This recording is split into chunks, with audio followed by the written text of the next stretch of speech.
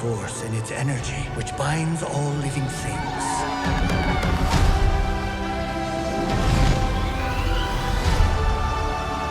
There is no balance without the light and the dark. Show me the way.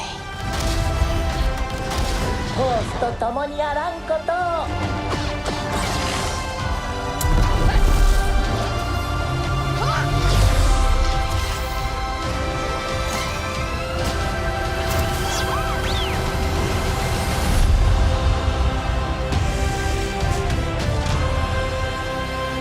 All right, so let's talk a bit about Star Wars Visions. Star Wars Visions Season 3. Well, I know you didn't see all of the episodes, well, at least you'll tell Yeah, me I only watched. I think I think they brought back or did a sequel to the one of the more important episodes. I saw that. Yeah. And I was like, oh, it's the same visuals. So like, okay, I think it's just a sequel and it looked like that. So like, all right. I watched some of that, but the stuff that just looked like really typical, like, you know, kind of boppy anime, kind of, I don't know what to call it, but just the kind of real over-friendly boppy anime. I was not a super fan of any of that, and I couldn't get into any of it. But the first one, I know I watched, and then the last one, like, visually, those are the two most interesting anyway, so it's like, it's that. All right. Well, I would say that, you know, well, the first and the last one are the best. I'll talk Right. about which one I prefer more, right? But you know, just to run through just all of these quickly. All right. So just for me, generally, this volume 3, right? I would say was very entertaining. I enjoyed it. It didn't feel too much like a chore watching this. I say that because, you know, a majority of these episodes, you know, clock in at about like 20 minutes. So, you know, Right. it's not like, you know, something that you just watch. It's like, say, Love, Death, and Robots, where something will just Right. run for like about 10 minutes and then, or a little bit more, and then it just switches to something else, right? These go on for a while. Like, you're getting full episodes here, right? And, you know, that's Right. just something that you have to acclimatize yourself to before jumping into this, right?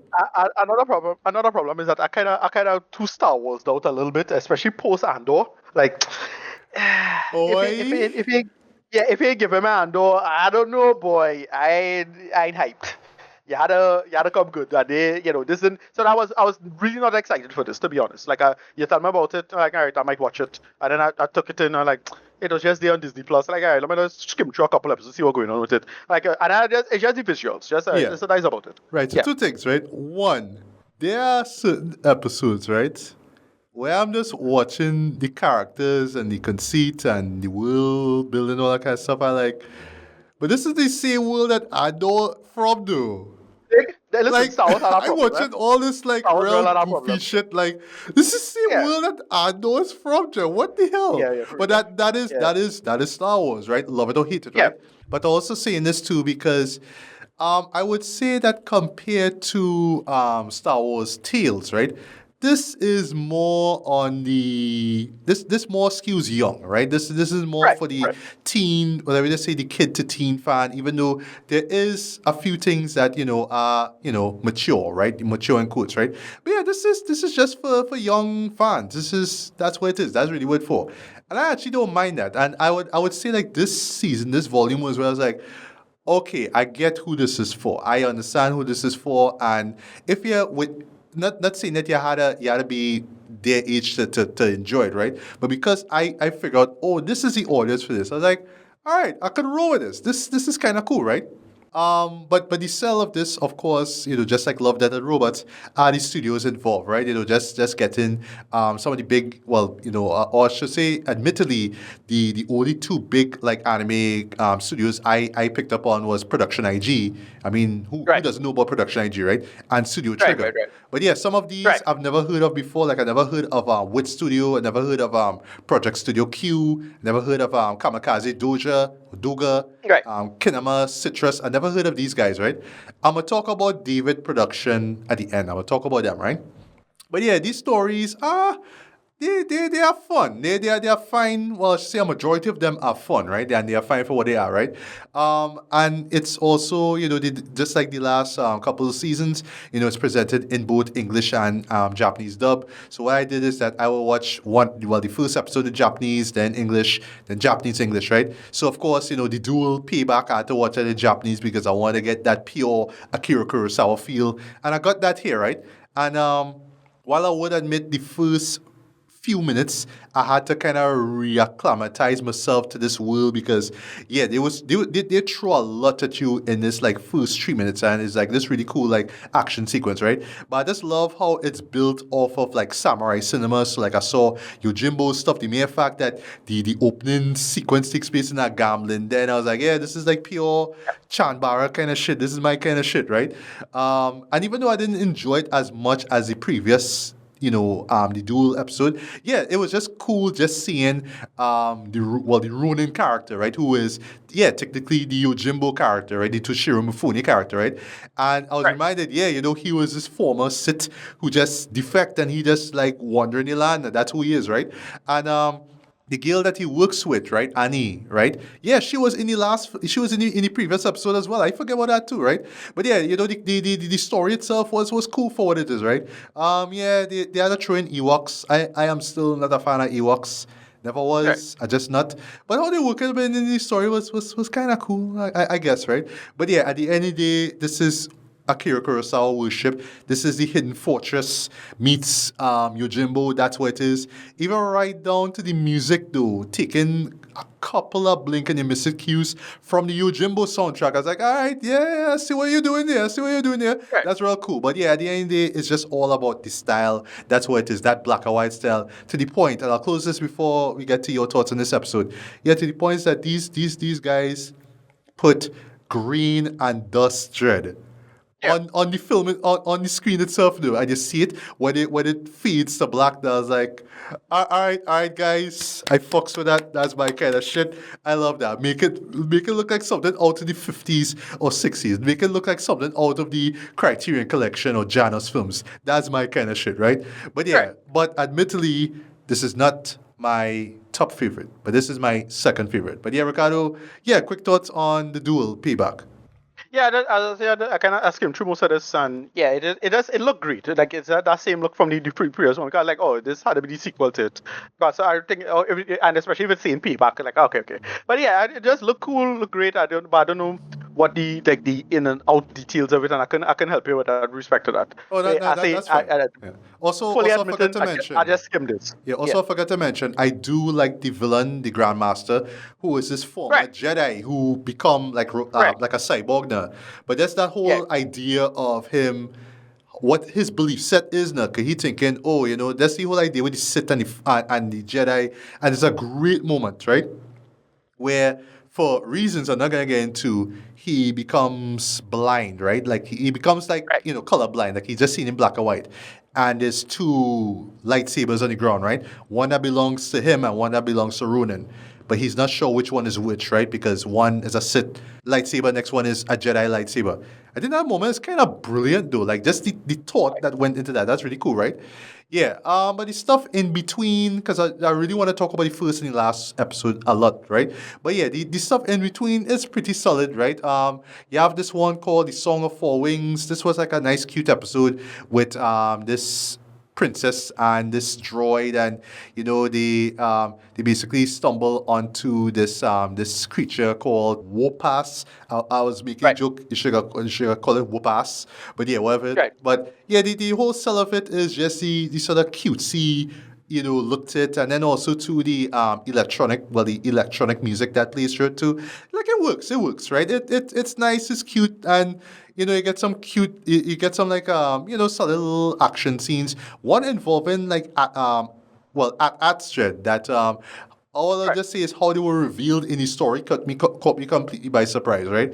And I listened to the English dub to this and I was surprised. Hey, McGill, Stephanie Sue from Everything Everywhere All at Once was doing the voice work for that. I was like, hey, cool, right? So yeah, I'll applaud the show for bringing in Asian actors to do their thing, right? Because a couple of other Asian bees, like I saw, Karen Fukuhara from The Boys show up, Fukuhara, whatever it is, show up. Anna Sawai from Shogun was in this too. Like, okay.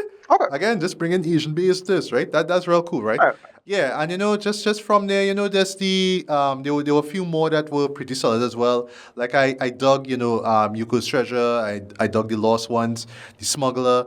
But I really want to talk about the last two here, right? That would be Bird of Paradise and Black, right? So Bird of Paradise is, for me, well, that one actually incorporates like actual like CGI, like actual computer generated imagery into it, Right. right? I think that visually it looks fantastic, right?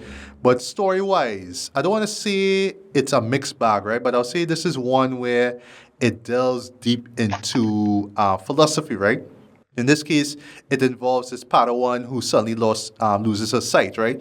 And she's wandering around this forest and she constantly faced between life and death. And what I do like is that there's a dark side that's like tormenting her, right? Like a sit side to her, right?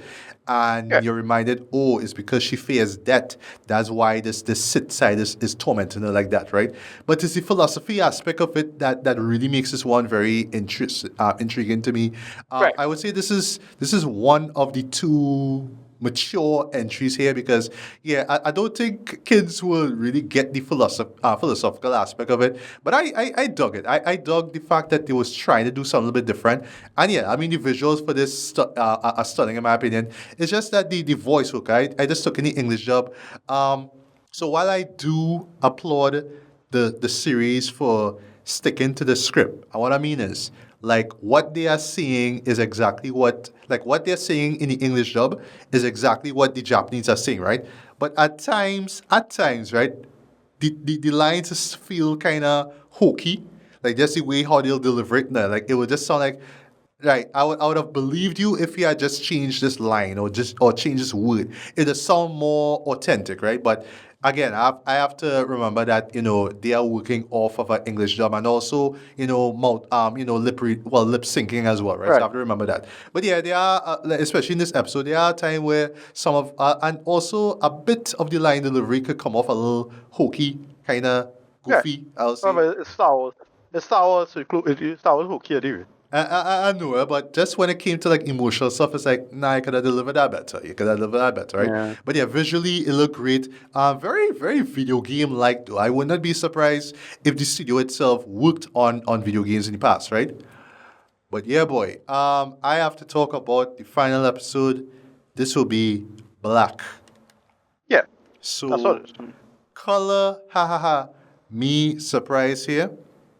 I did not expect to enjoy this episode as much as I did. And yet, I would say that this is probably the most left field anything that I have seen in Star Wars ever, in my opinion. The most experimental, the Yeah, weird. weirdest Yeah. thing that I've ever seen in Star Wars. But there's a reason why I love this so much. And it's so great that I could see myself by year's end seeing that. Like, I'll put it like this, right? Like, I could actually like pull this episode out and see and put this in my top 10, or like as have it as an honorable mention. Like I don't even have to like I could probably put this season in my honorable mention or in my best of, but I want to pull this one episode out and call it the best of the year, right? I'll tell you why, right?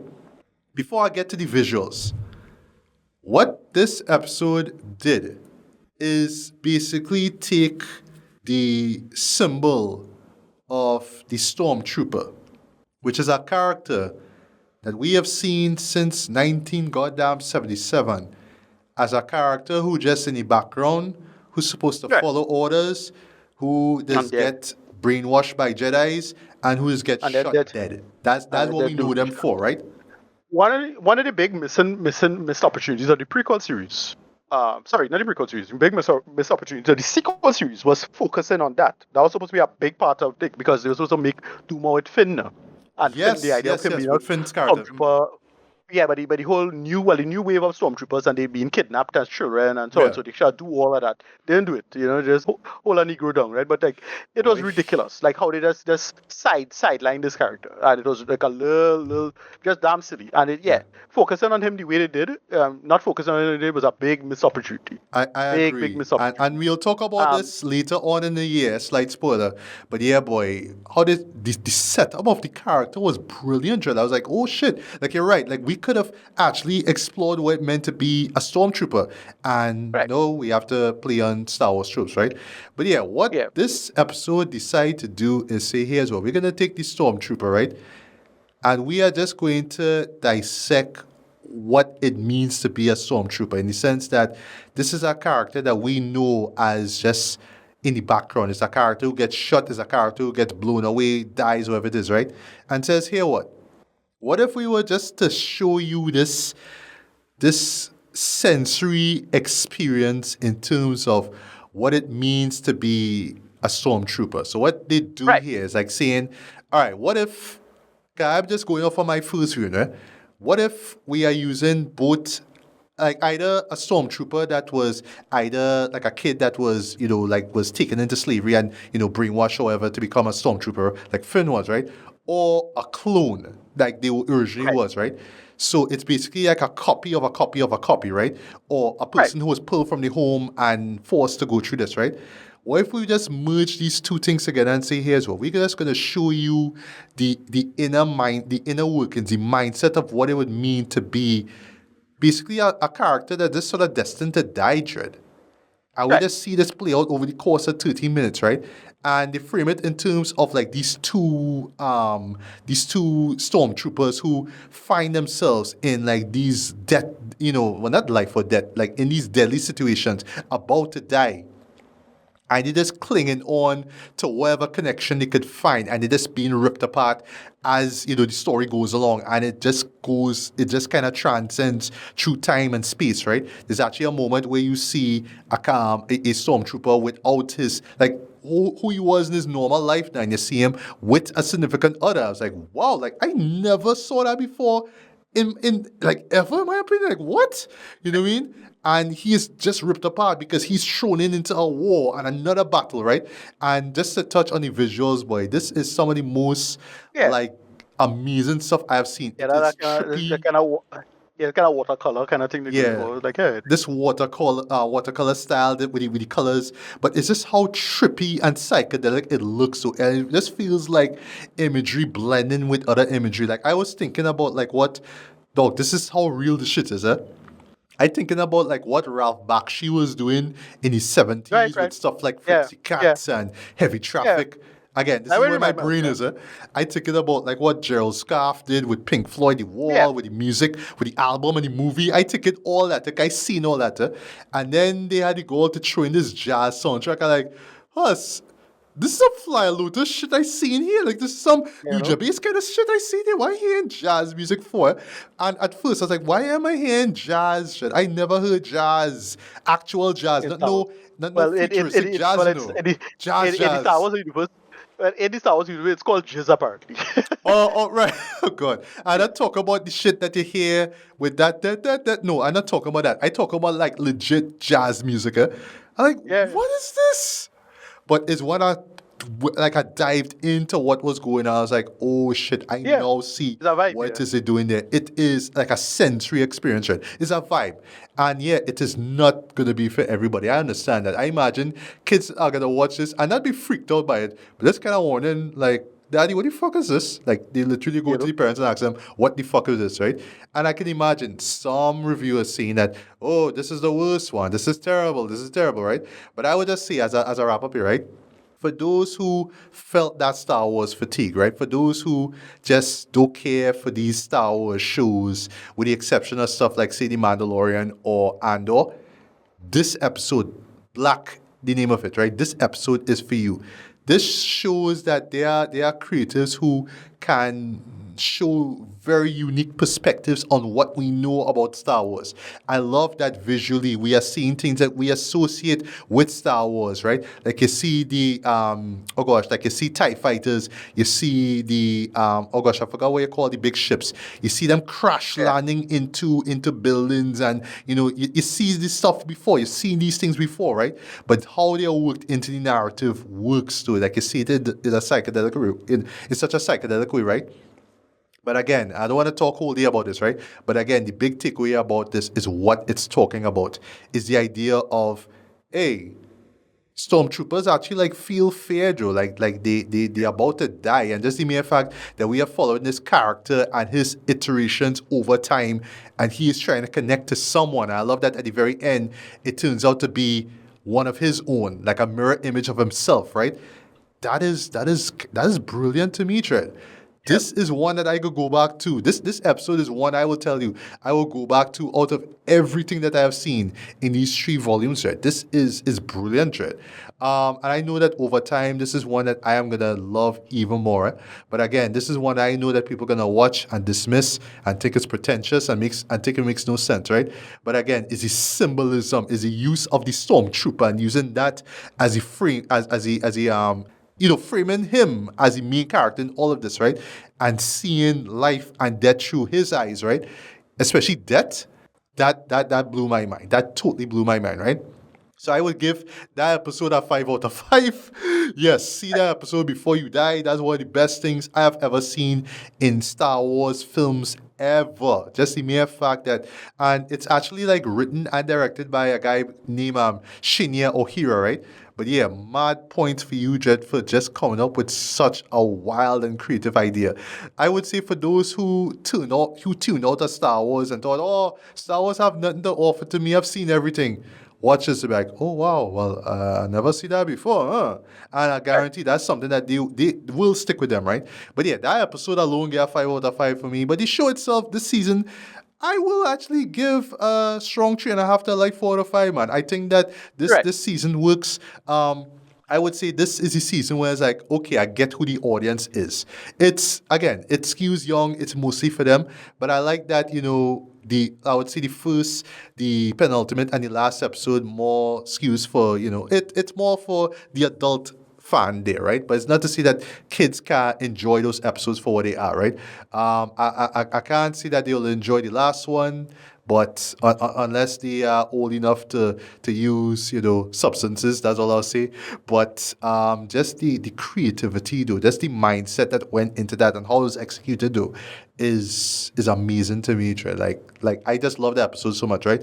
But yeah, this season I enjoyed, right? But at the end of the day, the big sell, is the production, right? Is the studios involved? And just like Love, Death and Robots, I just want to see these guys keep on, continue to make, great, animated bodies of work, keep evolving and keep growing and whatnot, right? 'Cause yeah, you could see the talent on screen just with every episode, right?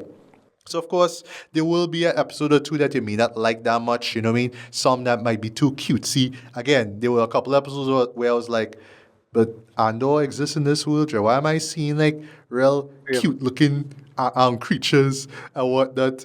And like us, I know who the audience is though, but like dog, Andor, like I mean, come on, man, right? But there's an audience, right? I love that at the end of the day, 2 things, right? As a wrap up here. One, the world of Star Wars is so massive that you can literally tell any story you want to any audience. So I'm saying this because I know that there are books like this, and for all I know, there are comic books like this, right? But I'm hoping that one day we actually get a series, live action or animated, that's actually TVMA. That's my dream. We don't need a rated R Star Wars movie, huh? We don't need one. But if you could give me a TVMA Star Wars show, I'd be like, thank you, Lucasfilm. We need that. Because if they could do that with Marvel Studios, they could definitely do that with Lucasfilm and their stuff. They could definitely do that. They have no excuse. The world of Star Wars is too massive, right? And also, even with the cutesy stuff, I like that it is set in places that we know about with characters or situations or creatures or whatever that we are familiar with, right? So you could tell stories on top of those stories and you could keep those stories going on, right? Like the Ninth Jedi stuff, which is a to be continued, slight spoiler. Or, the Duel. I want to see more episodes of the Duel, right? But yeah, again, so that style.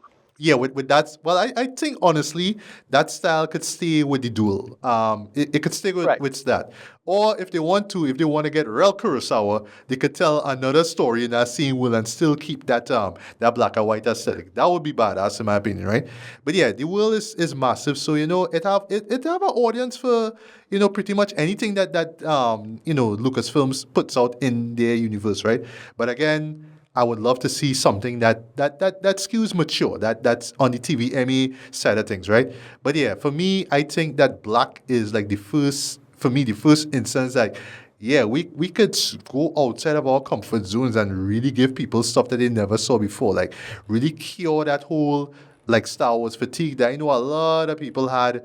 I would say Lot of- after the Rise of Skywalker, I would say after that people probably tuned out the But the Star Wars. problem, I don't blame them, you know. as it Star Wars might be a victim of his own success because of Andor. Like, you know, Rise of Skywalker was trash, yeah, but it wasn't like, well, we could do more, we could do better than this. This Andor like changed the dynamic, Dread. Agreed. Like, it's like, Yeah, well, you know, you can't come down from that pedestal now, you know. yeah. Like you done up, you know. So like, yeah. And you So that's know, the problem. sorry, I had to retract what it is I said there. Andor for me is the instance where it's like we could do TVME, not Mandalorian. Yeah. Like Mandalorian was close, but they had to do the, you know, the Grogu, right? Yeah, we had to do the Grogu stuff. So yes, so we had to keep it with the kids, right? You know, we had to do that. But Andor is like we could do TVME. I know that show is TV PG, but we could do TVME. If we just push a little bit, we could get that TVME route, right? But yeah, I think that show and Black, just seeing it one more time, that this episode Black is like, yes, Yeah. we could cater to the adults now. We have no excuse now. Right. Yeah, and that's pretty much it.